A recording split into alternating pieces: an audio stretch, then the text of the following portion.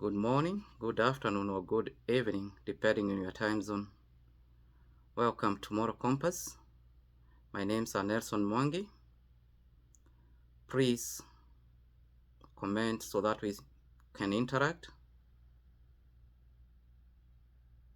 Subscribe to get edified. Like and share to disseminate knowledge. It's my hope that you have had a good week.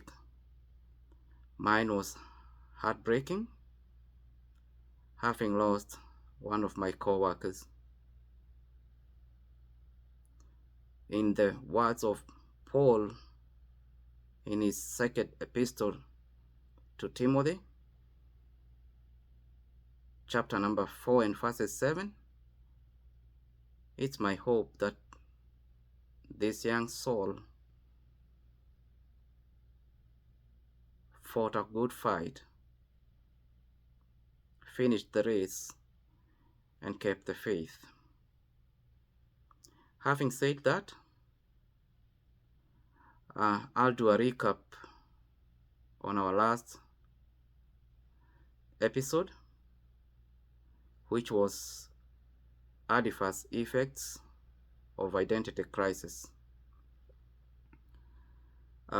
We said that there are three effects of identity crisis, namely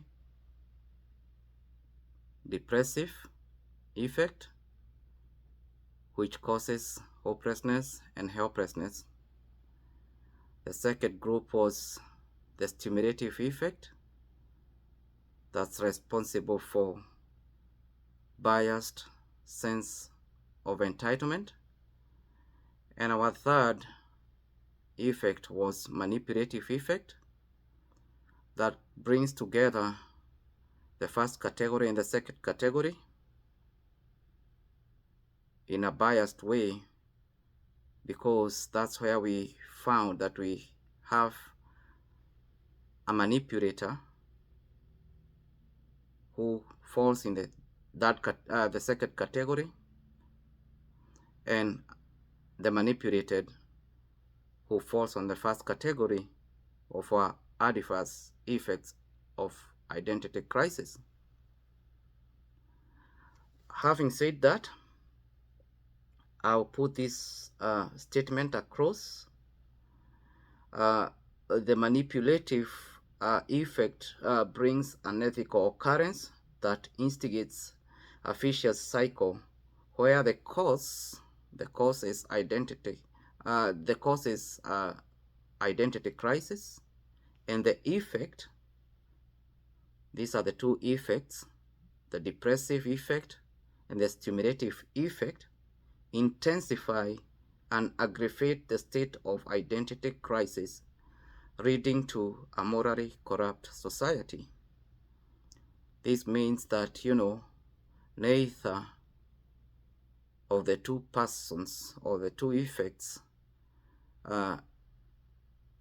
is a moral correct effect, because the first one brings in a hopeless person, the second one brings in an entitled person who, in his biased capacity of entitlement, manipulates the hopeless person from our first category.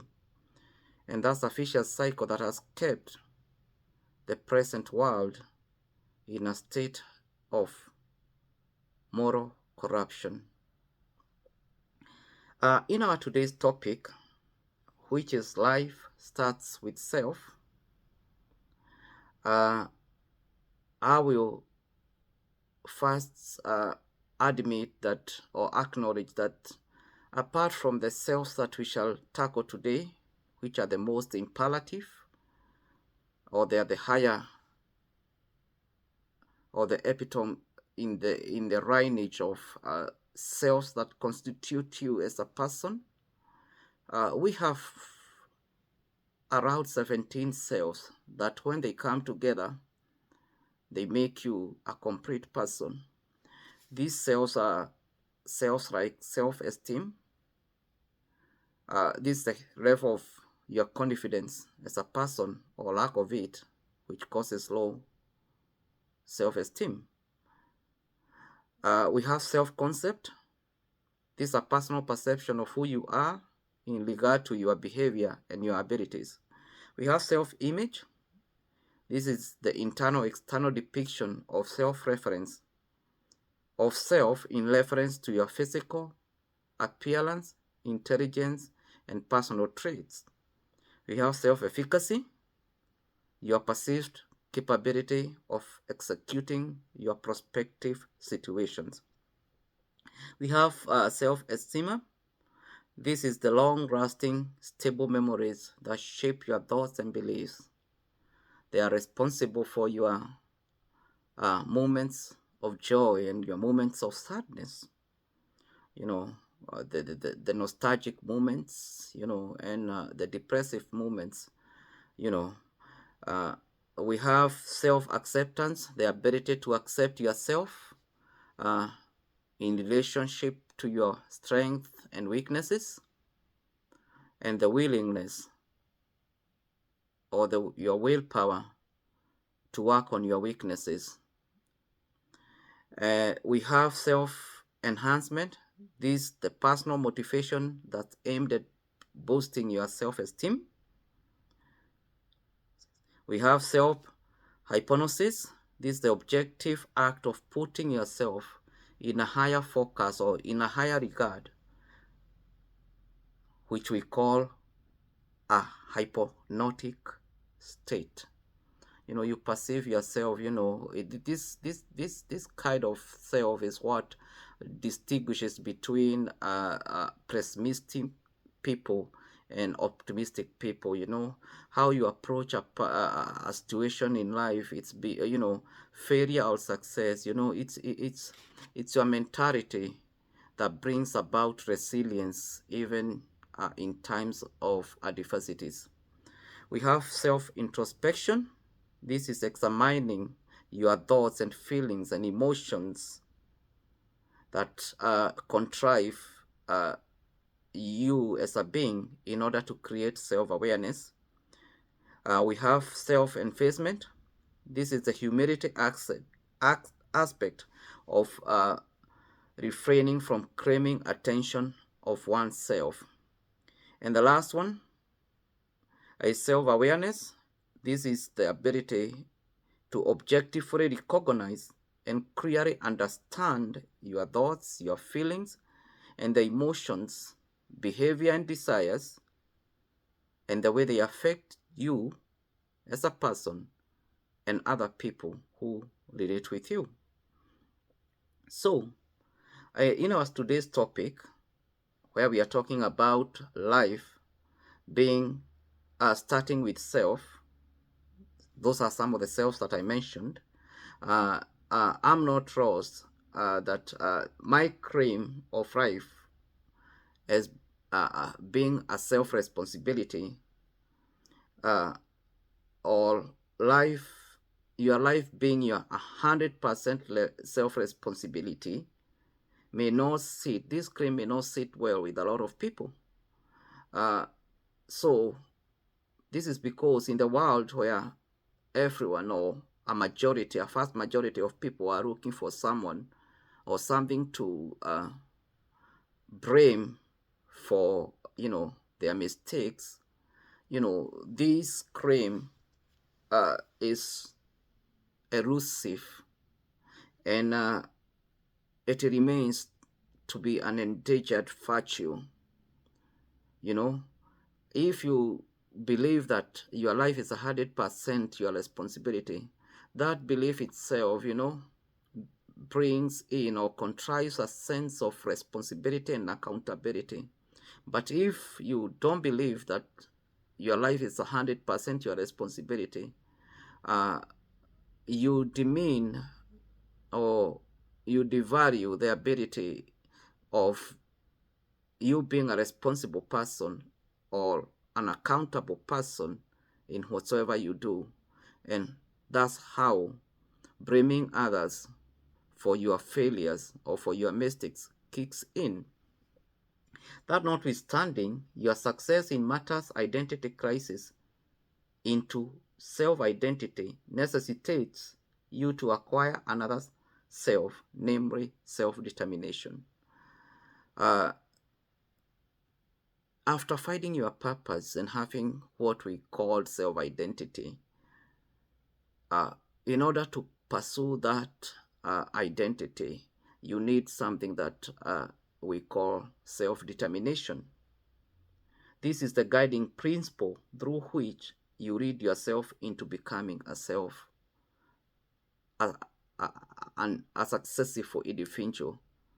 So the the definition of self-determination, or we can define self-determination as an aspect of having autonomy and control over your life in matters, making decisions, setting goals, and taking initiatives.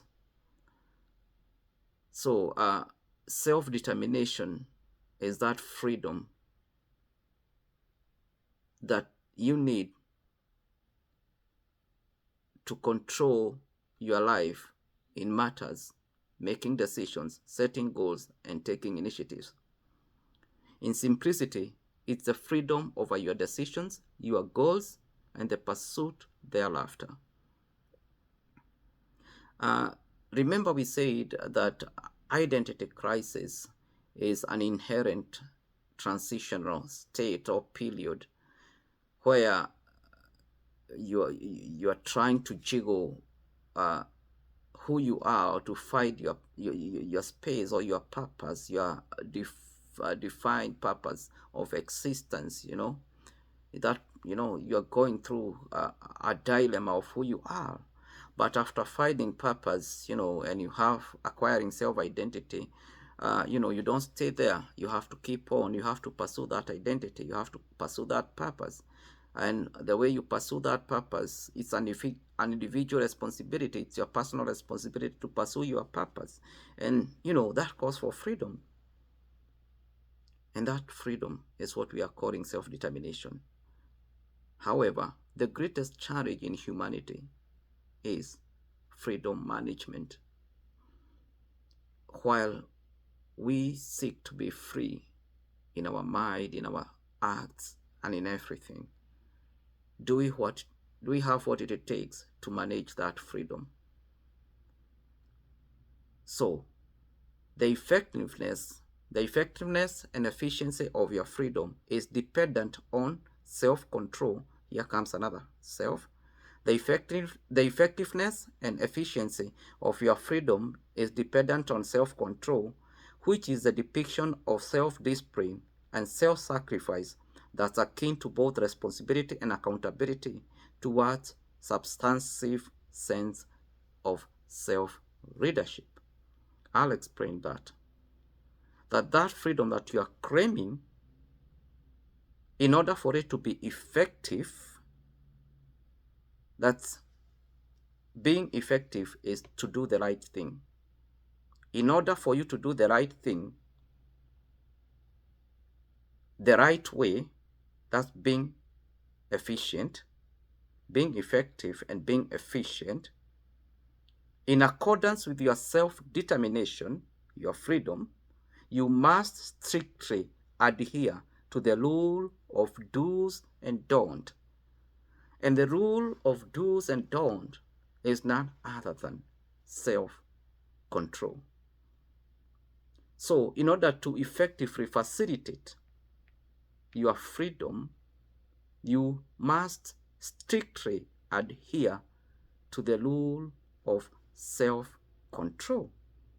This occurrence is a true depiction of being both responsible and accountable that needs both self-discipline and self-sacrifice in order to render you a meaningful sense of self-leadership. I don't want you to get lost because of the so many selves that I'm mentioning. So I'll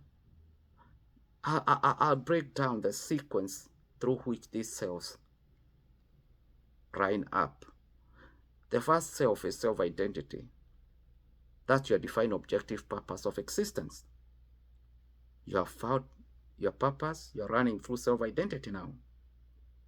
There is no longer a sense of identity crisis. You know who you are. You're pursuing your purpose. So, in order to pursue your purpose successfully, effectively, and efficiently, you need self-determination. That's number 2. This is the freedom towards your choices and decisions, and the pursuit of these choices, these decisions, and these goals. And then number 3, you need self-control.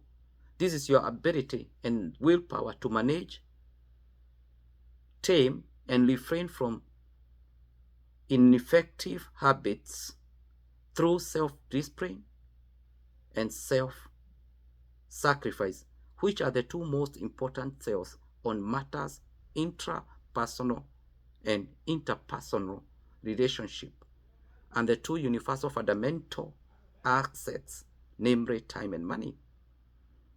Let me profile that a little bit. The third self, which is self-control, is the ability to manage, tame, and refrain from ineffective habits through self-discipline and self-sacrifice, which are the most important cells on matters intrapersonal relationship, that is the relationship you have with yourself, and interpersonal relationship, that's the relationship we have with other people, and the universal fundamental assets, namely time and money. So your self-control will help you to work on your areas of weaknesses or ineffective areas through self-sacrifice and self-discipline, and this self-control will also help you, that is working on yourself and working on the relationship you have with others and the relationship you have with the 2 most important assets in the life of a human being, namely time and money. So in our next video, we shall go deeper, and I will explain how this self-control brings about a suitable relationship, or a conducive relationship, or a viable relationship with these 2 paramount, universal, fundamental assets, namely time and money. Until next time, stay safe. Blessings and shalom.